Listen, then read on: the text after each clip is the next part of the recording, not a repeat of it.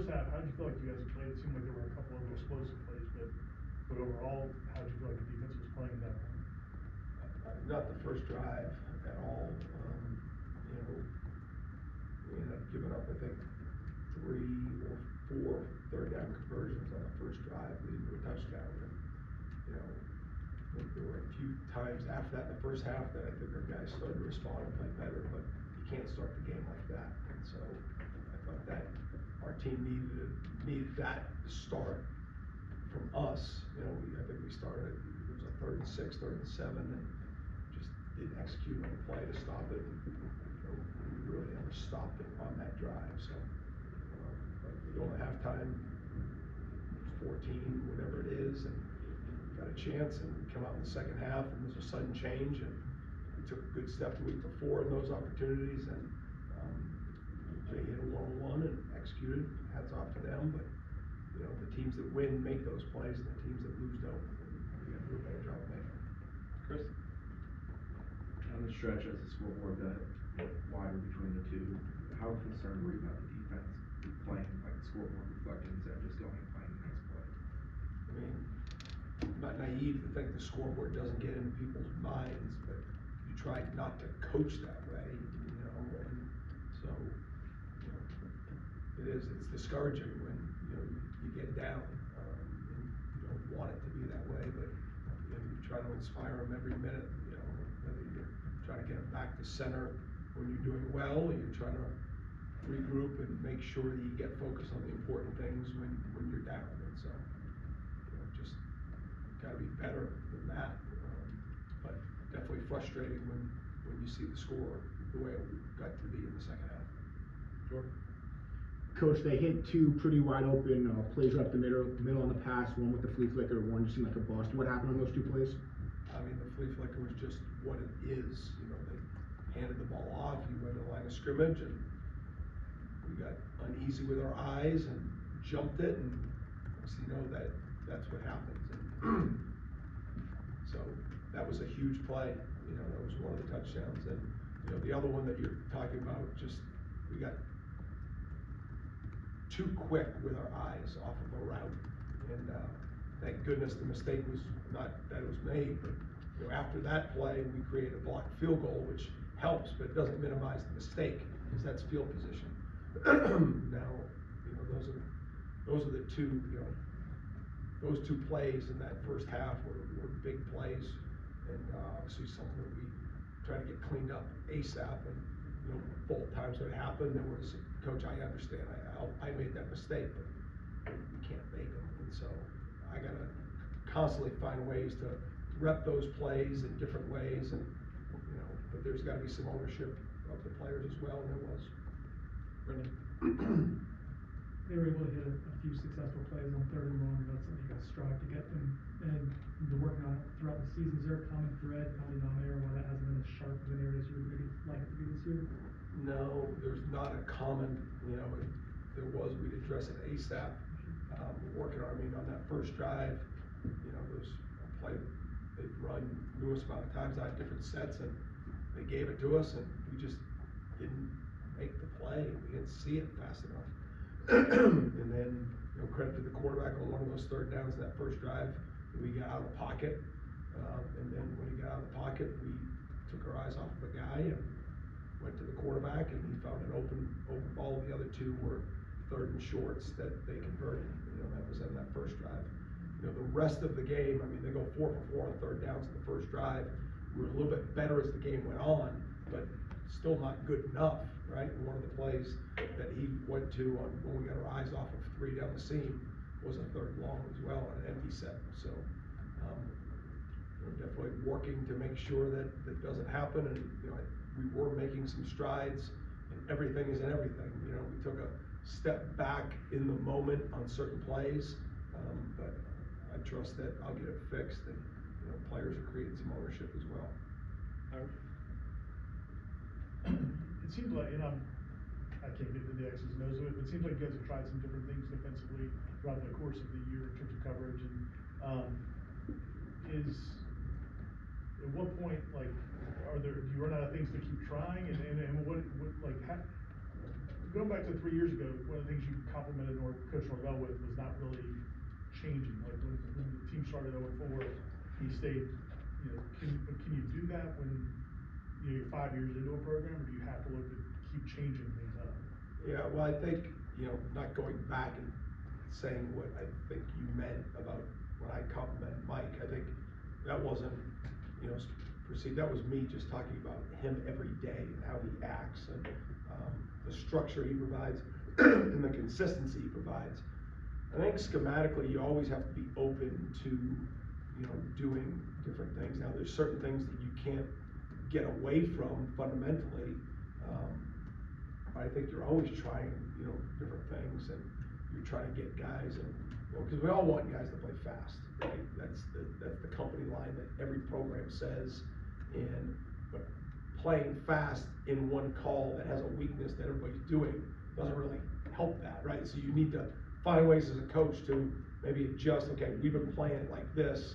Teams have finally caught up to that, or maybe this position isn't as strong as the opponent's position, so you need to adjust because that isn't going to play the same as it did against the other team. And so, I mean, it's a good question. You're constantly trying to stay in a step ahead. And when you're correcting things, it's hard to get ahead of it because that's 2 steps, right? You got to correct it, then start to work on the other things. So, it's our job to anticipate those issues so that you can work ahead. But the season, I mean, you look at college football and, there's teams that think they're this, and next thing you know, they wake up and they're on the other side, vice versa. And so, the record is painful to look at right now. And there's been certain strides that I think we've made from that bye week that have shown up, and then doesn't mean it's showing up all the time. And so it's my job to reflect, look at, and then proceed moving forward of, okay, everything isn't not working, but these things that aren't, like, how do we integrate it? How do we get it corrected in time to go play a good Clemson team? And that's my job, and that's what I'm on right now.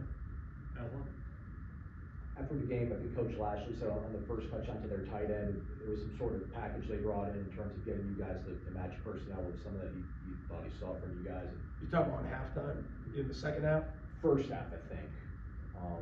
Actually, no, it was second half. It was second half. Yeah, it was after the sudden change. Yeah, so. First drive, yeah. Do you feel good about a kind of matchup like that where a guy like RJ Maryland is one-on-one outside with a linebacker? Do you hope to be flexible more so in those situations, or was a sudden change part of that problem? No, I think anytime people put in, 3 tight ends and 1 back, or 2 tight ends and 2 backs, you always have to make a decision of, how do you match up with that? And, we're going to recruit in a way that, if it's a wide out, that's one thing, but, within tight ends, I got all the confidence in Blake. I mean, he's a good coverage player, and I mean, it was a really good throw and catch. Would like that play to be made. Obviously, in hindsight, you'd like to have Azarie on him, right, and everything. And so, but that's something when teams go big personnel groups and teams get in a short yardage and goal line, you got to make decisions of, what is the matchup. It's the same thing when they go with just 2 tight end sets. There's 2 wideouts on the field. You adjust to the wideouts, you adjust to, the formation or the personnel, and, it's all about, what they are. And all due respect to their tight end, he did a good job in that play. But I do expect us to be better. Brendan? You mentioned a couple times players taking ownership of miscues or mistakes. What does that look like on the Sunday meeting? Like, how do they discuss? Well, usually it happens right after. Usually it's not the next day. Usually when something happens, and sometimes it just, there could be a miscue that doesn't show up, and you got to address because you see it as possibly an advantage for the offense moving forward, or even when you have success and it's not done the right way, and you got to go to them. So there's all those opportunities when you coach it right when it happens. Very rarely do you not notice a mistake, and then on Sunday you bring up, hey, why didn't you do that? I mean, hopefully that never happens, but I think the ownership is, because everybody's defensive out there when things don't go well, right? Typically, like, find reasons why it's not your fault, right? It's this, it's that. But I think part of addressing when you're trying to improve mistakes is the first thing comes when you can identify the mistake and you take ownership of the mistake. It's a lot easier to correct those instead of chasing around ghosts of why and how. Coach Norvell mentioned earlier you guys struggled to set a hard edge in the run game again this week. Is that a coaching issue, or are you seeing anything on film of guys not playing with the right effort and setting a hard edge? Well, anything that doesn't go well is a coaching issue. So we're all clear with that, right? Because we put the player out there, we tell them to do this, and if it doesn't happen, it goes back to Brendan's question. Like, you don't say, well, I told him, it's not my fault. Yeah, that's not good ball. And so you got to own all that. I did think we've done a better job of inside plays and when they bounce setting edges, but they got the ball in the perimeter a couple times, and we got to be better at corner and of just setting those edges when they come, or even if that's on safety when plays bounce, just some of the fly and perimeter sweeps. You talked about college football. There's so many teams that they think they're one place, they wake up and they see they're on the other side of things. Mike called back to a remark he made in the preseason where he talked about just how much he liked this team, but you never truly know until that sort of moment of truth, which are these games. When you find yourself at this point, like at 1-4, what are the kind of questions you guys can ask to help like get as much clarity as you guys can as a staff to figure out why you guys are indeed where you're at? Not sure. So questions that we would ask one another as coaches, as a staff, when you guys have meetings, what are the things that you guys are just... we got to stop on third down. Like that'll help us not be 1-4. We got to obviously set the edge a little bit better on some of the perimeter runs. I don't know if I'm answering your question great. I don't know if it's more of a philosophical question or just a nuts and bolts question. More philosophical in terms of just how, not just you guys, but as coaches, how can the assessment in the preseason not connect to how things look after 5 games across the country in your history? Well, if you go back, there's probably nobody that comes out preseason saying they think they're going to start out 1-4. That usually doesn't happen.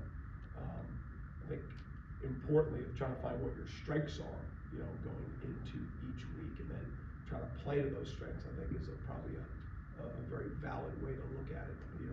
When you're coming out of preseason, because you're really going against each other, but it's our jobs. Because I do think one of the most important jobs as a coach, I think the best attribute is your evaluation skills, whether that comes of who you acquire as assistant coaches, players, where you put them positionally, or how you view an opponent. I think the ability to identify those are really important. You got some opportunities to play some younger players on defense. It's not really a group, it's individuals, but anybody kind of catch your eye, or what did you think of the opportunity that those guys got? Really, I still think Quindarius is, earning his playing time. We got Edwin more involved, just at more nickel. He was coming off of that Cal game.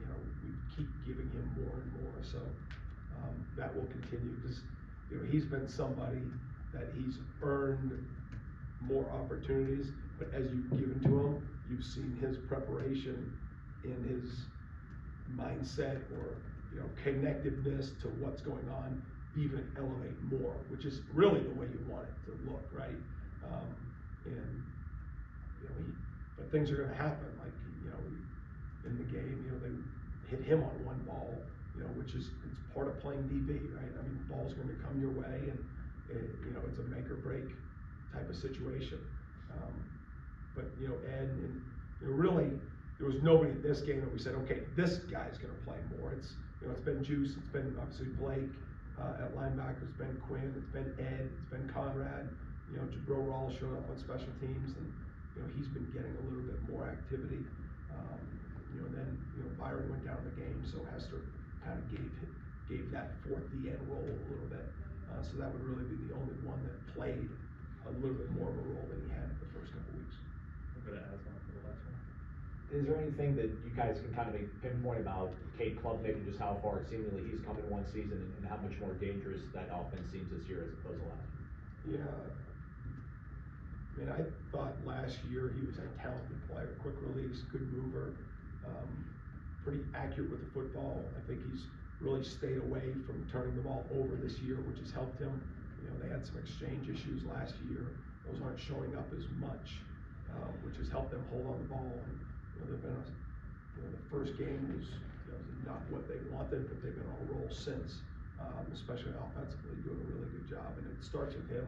I think his accuracy on down the field balls has been outstanding, and he's dangerous with his feet. You know, there were times even last year in our game that they were just trying to run him and get as many blockers in front of him as possible. They were safe plays, so they still have that in their offense too. I just think his ability to throw the ball down the field with accuracy right now, and just he's a year older, so everybody wants to label guys as failures or superstars early, and I think he's really starting to come into his own. But we've all seen the skills of him, and I just think he's playing with a little bit more ball security right now and doing a better job with it, and they've been having success